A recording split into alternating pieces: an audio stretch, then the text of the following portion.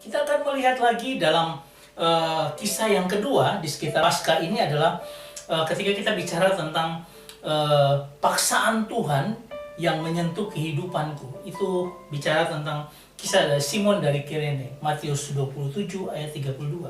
Saudara yang terkasih, coba kita mengenal siapa Simon dari Kirene ini. Ya, kalau kita lihat dari Matius pasal 27 ayat 32 dikatakan ketika mereka berjalan keluar kota, mereka berjumpa dengan seorang Kirene, ya, seorang dari Kirene bernama Simon.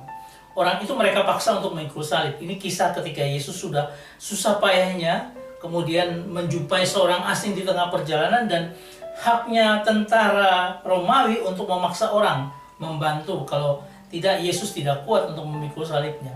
Nah, dia datang untuk beribadah pada Paskah Yahudi pada waktu itu, ya, dan dia dipaksa untuk memikul salib Yesus.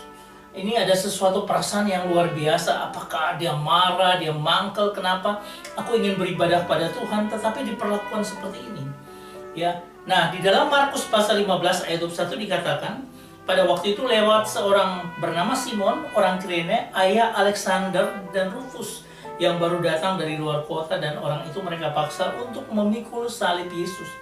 Artinya Markus mau menjelaskan bahwa Simon dari Kirene ini punya anak yang dia kenal, yaitu Alexander dan Rufus. Saya mengajak kita untuk merekonstruksi sejarah dari Simon dari Kirene ini.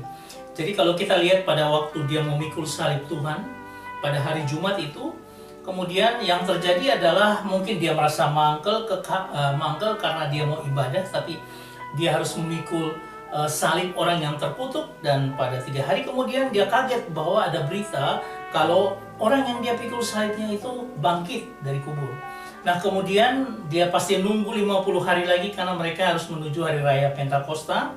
Dan pada hari raya itu kita dengar bahwa Petrus berkhotbah dan banyak orang, ada orang dari Kirene yang juga hadir di situ, yang mana melihat akan mujizat Tuhan, lidah-lidah api, di mana Petrus berkhotbah dan 3.000 orang bertobat. Saudara, kita bisa lihat dalam kisah 2 ayat 8 sampai 12. Dalam kisah 6 ada kisah tentang Stefanus yang bersoal jawab dengan orang-orang Yahudi dari Kirene. Tapi ketika kita melihat beberapa tahun kemudian, ada sebuah berita bahwa ada nabi-nabi yang muncul dari Kirene.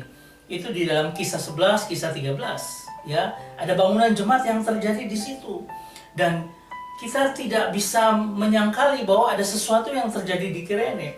Dan ketika tahun 60, ya, kurang lebih itu di Roma, ada Alexander dan Rufus, di mana mereka adalah anak-anak dari Simon dari Kirene, ya. Dan bahkan Rasul Paulus menyatakan dalam Roma pasal 16 ini bahwa orang-orang ini, ya, dalam Roma pasal 16 ini penatua-penatua yang luar biasa yang terjadi, yang ada di kota Roma.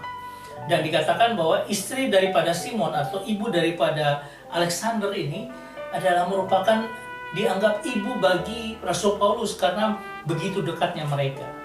Dan ini mau lihat apa? Bangunan yang Tuhan bangun dengan keterpaksaan yang disentuh oleh Tuhan secara ilahi tidak mungkin tidak berdampak besar dalam kehidupannya. Sehingga ketika kita disentuh oleh tangan Tuhan, kita harus datang kepada Tuhan dan kita pakai waktu untuk melakukan yang terbaik bagi Tuhan.